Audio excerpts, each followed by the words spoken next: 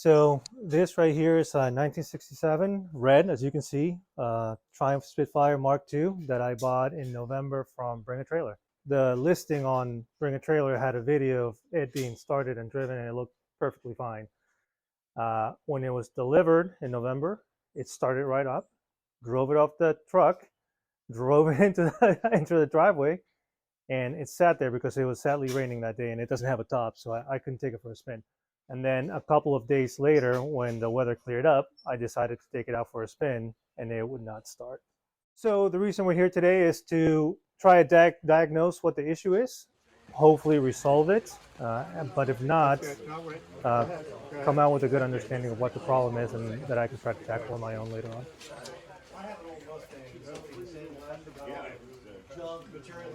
So when you I replaced it to see if that solved the issue. Let Matt take the lead, and any suggestions to hit what he's recommending here, please feel free to No, especially if somebody's put together a linear process that do this, then do that. Now, it starts with what some of you may not agree with, but it starts with replacing the coil and points with a Petronas system. No, we already know they're working.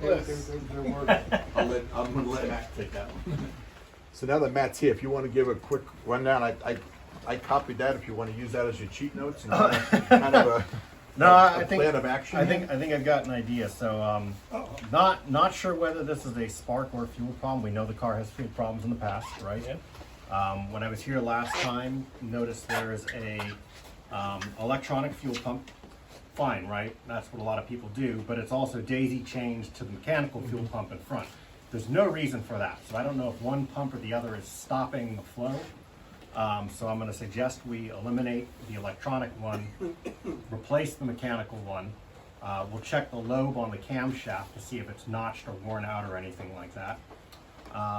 And then to eliminate any spark issues, we'll swap the coil, and we'll switch to an electronic ignition, and we'll see if it starts, and if it does, then we'll go through the carburetors and see what else is up. Well, so options. We could try connecting the pump directly. That's relatively easy. We just bypass the mechanical one. Do we have hose available? I do. Okay. We've got a bunch of hose. Fuel line. The only thing is these are almost no pump has a proper fuel pressure coming out of. These cars only take about 2.5 pounds of fuel pressure. A lot of these will pump out 6, 10 plus. So you basically end up flooding the carbs, and that's the problem. Now with the carbs on this car, I know that they're already worn out. The butterfly valve on the inside is on a brass spindle. The spindle's worn. And well, I don't know that it's the spindle specifically, or it's the body of the carburetor, which is usually what wears out. It's sometimes both. But you'll see on those carburetors, somebody has basically put chewing gum on the end of it, which I'm assuming is to seal the air leak. Now, as long as that air leak is there, we will never be able to balance the carbs correctly, or never be able to. Yeah, correct. There's a vacuum leak at the shaft. Yes. Yeah. So, can you drive it like that? Probably, and it doesn't matter as much for actually, high-speed driving or anything like that. But idling, it's going to be all over the place. But it should stay running. It might. You won't be able to get the mixture right either. Well, that's what I meant, not the balance, the mixture. The other thing we'll need to do is check the float bowl height in the floats. We take off the lids, flip them upside down. There's a way to measure them, and so. Why don't we bite the bullet and take that out and put the mechanical one in, and then also replace with the Petronics? That way you're not emptying and filling this tank. Yeah, works. It's already empty. And right? this is easy. Just take a length of fuel hose and just replace it. I got that. So now this one? Yeah, why don't you get the hose and cut the length you need.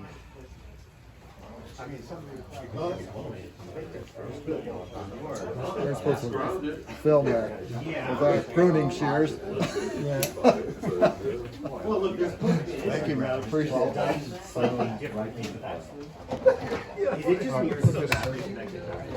Something's odd. I don't think it's absorbed it. Okay,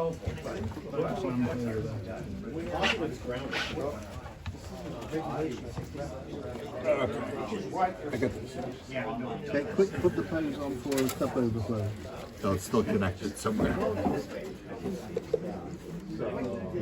All right.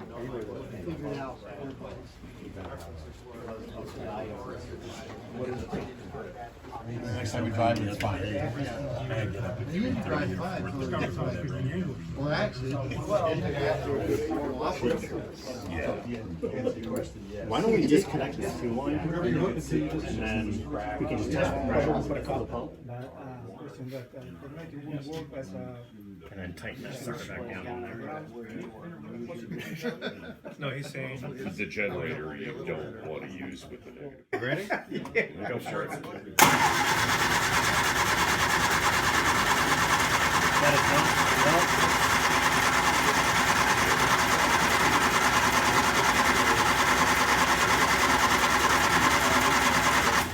The diaphragm is working, but I don't see any fuel. Well, it's also not steady.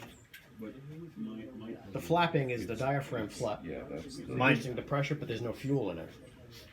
Is there a manual? There's no priming thing on this. Is Is there a primer on that? No, I you don't just see gotta one. probably just gotta keep going then. You have it hooked up for fuel? That's what you're looking at? Yeah. Okay. Okay. Let's.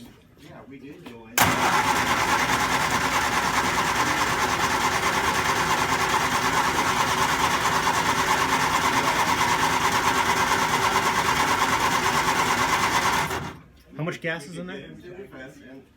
Couple gallons? Did you put the whole thing in? No. We don't need. I mean, shouldn't need. There's enough to get in the line.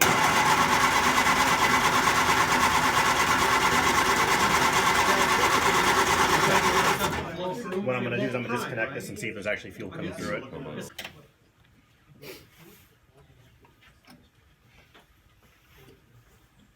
Need a cup. Such a nice restoration. It's a stupid little problem. Yeah. I also don't know why they would have left it as positive. There's just no reason to do it. All right. Crank that car again. Somebody crank it.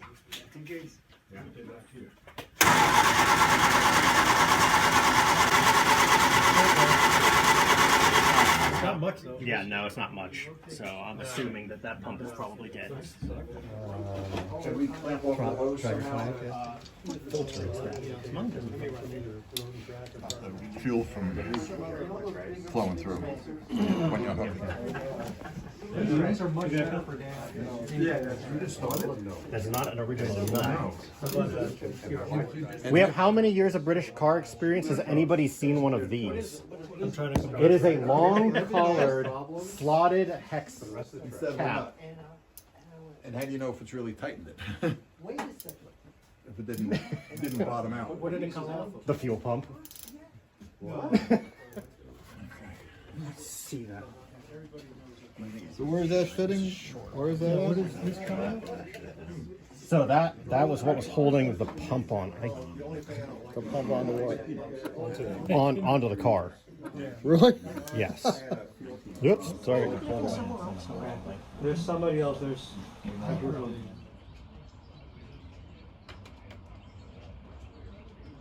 It's one of these. Huh?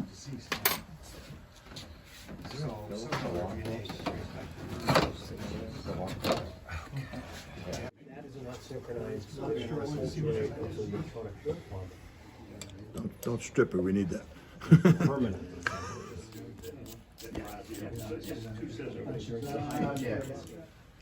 I always do this wrong. Yeah. Always. This isn't the exciting part. Oh no, I mean, like I said, when I pushed this in, it only went so far. Pull the other one in and finish. Well, make sure that it's above that lobe. I just so carefully placed that gasket, Jim. Oh my god, it's very careful. No, it's okay. I'm just wearing it for now. Oh, okay. Just- It's a fashion statement. Okay, you want a roller? Oh, well, I don't want to go down the train. I didn't have 2 brakes. Okay. I said, well, I'm not going to totally waste it.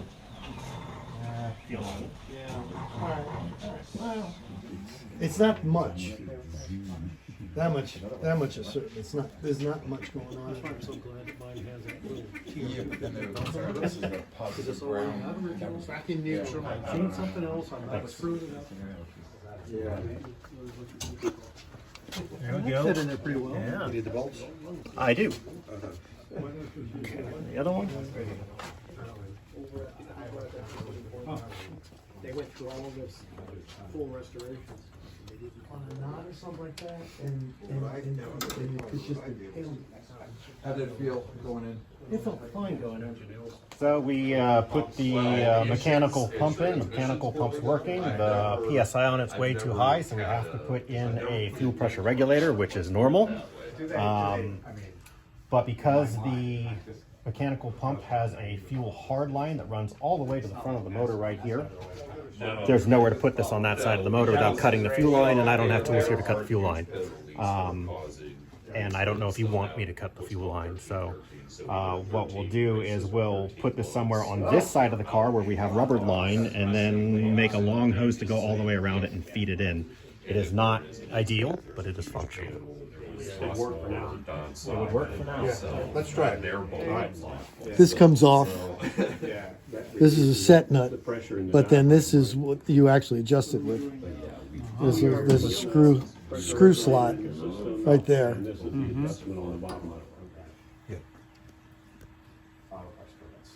You're kidding?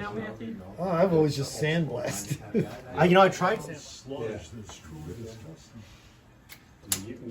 Didn't have any torque. You really like to tighten these things down.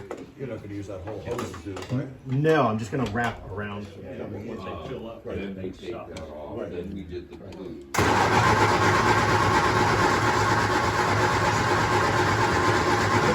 2.5. 2.5? Yeah. Keep going.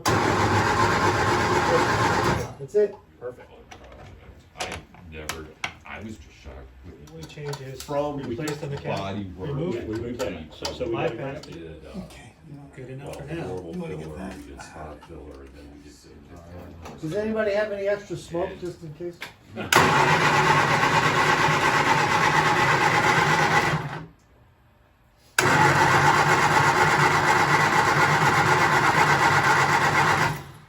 Well,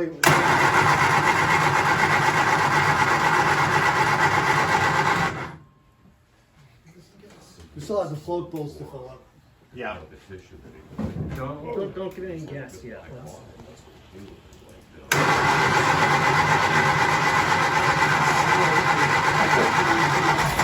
There you go. There you go.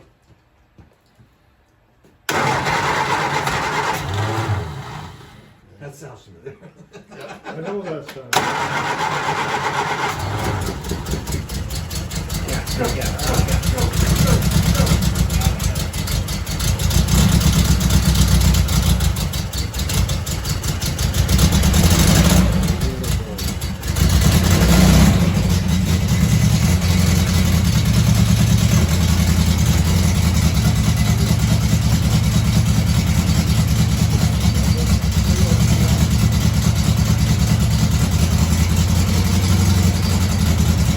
Spark plug's a little too dark. I know. Hit the valves there. On his, this doesn't go in. It just sits on the circle. This one feels like it has more dash pot oil on it. That's right. Makes a nice thud when it comes down to the bottom. Yeah. Okay, yeah, start it.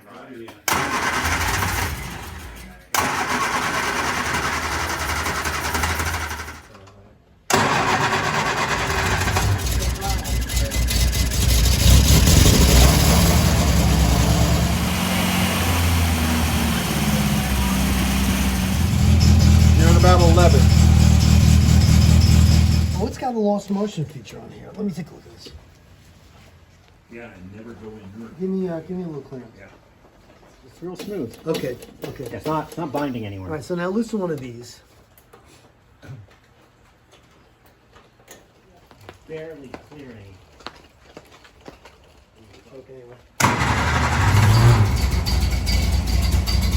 What's the RPM? That's not bad. Now I want to set that as even.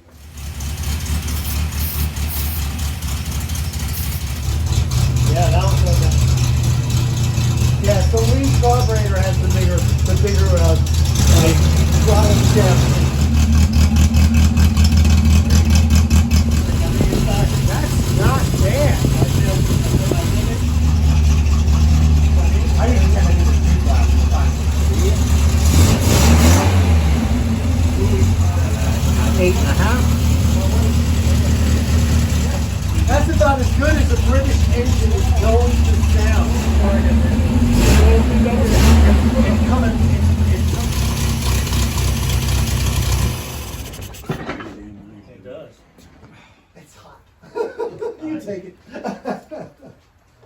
solved so many problems by just hitting it with a hammer harder. Yeah, you were like. I didn't have a problem with the rears though. No. Are you kidding? I think it's been a complete success. We started with the car not starting, and now it starts and idles at right around 800. So I'm very happy. Yeah, the spacecraft. And so the way the hatch worked was you had They didn't have these kind of modifications.